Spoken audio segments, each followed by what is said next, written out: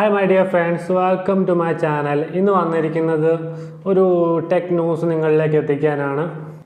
നിങ്ങളെല്ലാവരും ലൈഫിൽ ഒരിക്കലെങ്കിലും ഒരാൾക്ക് വാട്സപ്പിലൂടെ മെസ്സേജ് അയക്കുമ്പം ആദ്യം വരുന്ന പ്രശ്നമാണ് അയാളുടെ കോൺടാക്റ്റ് സേവ് ചെയ്യാനുള്ളൊരു പ്രശ്നം. ചിലപ്പോൾ നിങ്ങൾക്ക് അത്ര ഒരു പരിചിതമായ ആളായിരിക്കത്തില്ല. പിന്നത്തേക്ക് വെക്കാമെന്ന് വെച്ചാൽ സേവ് ചെയ്യാതെ നമുക്ക് വാട്സപ്പിൽ മെസ്സേജ് അയക്കാൻ പറ്റില്ല. ചില സമയത്ത് സേവ് ചെയ്ത് കഴിഞ്ഞാൽ പോലും ആ ഒരു പേജ് റിഫ്രഷ് ആയി വരാനും കോൺടാക്റ്റ് വാട്സപ്പിലേക്ക് വരാനും കുറച്ച് സമയം എടുക്കും. നമ്മൾക്കത് വളരെയധികം ബുദ്ധിമുട്ടുകൾ ഉണ്ടാക്കിയിട്ടുണ്ട്. ഞാനിപ്പോൾ ഷോപ്പിലൊക്കെ നിൽക്കുമ്പോൾ നമുക്ക് ഒരുപാട് സമയത്ത് അത് ബുദ്ധിമുട്ടുകൾ ഉണ്ടാക്കാറുണ്ട്. അതിനൊരു പരിഹാരമായിട്ട് ഒരു പുതിയ അപ്ഡേറ്റുമായിട്ടാണ് വാട്സപ്പ് ഇപ്പോൾ വന്നിരിക്കുന്നത്. അപ്പം അതിൻ്റെ ഡീറ്റെയിൽസ് അറിയാനായിട്ട് വീഡിയോ മുഴുവൻ കാണുക. അപ്പം ആദ്യം തന്നെ എന്താണ് ആ ഫീച്ചർ എന്നുള്ളത് പറഞ്ഞുതരാം. നമ്മുടെ പുതിയ വാട്സപ്പ് നിങ്ങളുടെ അപ്ഡേറ്റ് കഴിഞ്ഞാൽ നിങ്ങൾക്ക് ഇനിയും കോൺടാക്റ്റുകൾ സേവ് ചെയ്യാതെ തന്നെ ഒരു QR കോഡിൻ്റെ സഹായത്തോടു കൂടി നിങ്ങളുടെ പ്രിയപ്പെട്ടവർക്ക് മെസ്സേജ് അയക്കാം.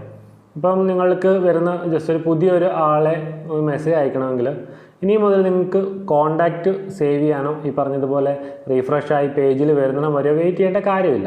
അവരുടെ ഫോണിലൊരു QR കോഡ് കാണും. ആ QR കോഡ് നേരിട്ട് സ്കാൻ ചെയ്യുകയോ അല്ലെങ്കിൽ ഇമേജ് വഴി നിങ്ങൾക്ക് അയച്ചു തരുകയോ ചെയ്താൽ നിങ്ങളുടെ ഫോണിൽ തന്നെ സ്കാൻ ചെയ്യാനുള്ള ഓപ്ഷനുണ്ട്. അങ്ങനെ ചെയ്തിട്ട് നിങ്ങൾക്ക് അവരുടെ കോൺടാക്റ്റിലേക്ക് മെസ്സേജ് അയക്കാവുന്നതാണ്. ആദ്യം തന്നെ അവരുടെ iOS വേർഷനിലാണ് ഇങ്ങനൊരു അപ്ഡേറ്റ് വരുത്തിയത്.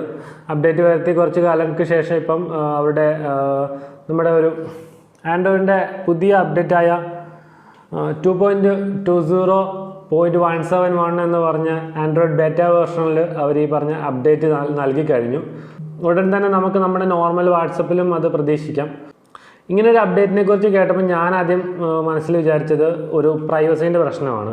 അപ്പം നമ്മുടെ ഒരു കോൺടാക്റ്റ് അല്ലെങ്കിൽ നമ്മുടെ ഈ ഒരു QR കോഡ് അബദ്ധവശാൽ എങ്ങോട്ടെങ്കിലും ആർക്കെങ്കിലും കൊടുത്ത് കൈവശം ആയി പോയാൽ നമ്മുടെ കോൺടാക്റ്റ് നഷ്ടപ്പെടുക അല്ലെങ്കിൽ അത് ഫോർവേഡ് ചെയ്ത് ഒരുപാട് പേർക്ക് പോകുക എന്നുള്ളതാണ് ഞാൻ ചിന്തിച്ചത്. പക്ഷേ അവരുടെ ഒരു ആർട്ടിക്കിൾ വായിച്ചു കഴിഞ്ഞപ്പോഴാണ് എനിക്ക് മനസ്സിലായത് അങ്ങനെ ഒരു പ്രശ്നമേ ഈ ഒരു QR കോഡിൻ്റെ കാര്യത്തിലില്ല.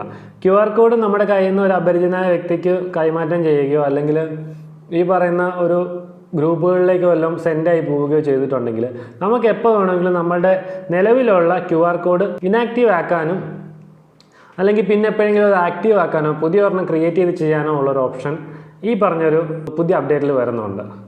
ഇനിയും അത് എങ്ങനെയാണ് ഇതിൻ്റെ പരിപാടി എന്നുള്ളതാണ്. നിങ്ങളുടെ വാട്സപ്പിൻ്റെ അകത്ത് സെറ്റിങ്സിൽ കയറി കഴിയുമ്പോൾ അക്കൗണ്ടിൻ്റെ അവിടെ തന്നെ നിങ്ങളുടെ പേരിനോട് ചേർന്ന് നിങ്ങൾക്കൊരു QR കോഡും കാണും.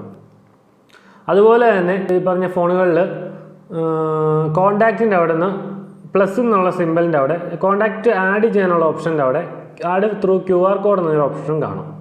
അങ്ങനെ മറ്റേ ആളുടെ QR കോഡ് സ്കാൻ ചെയ്ത് കഴിയുമ്പോൾ മെസ്സേജ് അയക്കാനുള്ള ഓപ്ഷനിലേക്കാണ് ചെല്ലുന്നത്. അങ്ങനെയാണ് ഇതിൻ്റെ പ്രവർത്തനം.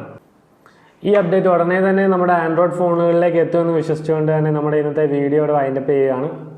ഓക്കെ, അടുത്ത വീഡിയോയിൽ കാണുന്നതും വരെ ബൈ ബൈ. നമ്മുടെ വീഡിയോ ഇഷ്ടപ്പെട്ടിട്ടുണ്ടെങ്കിൽ എല്ലാവരും വീഡിയോ ഒന്ന് ലൈക്ക് ചെയ്യുക, സബ്സ്ക്രൈബ് ചെയ്യുക. ഓക്കെ.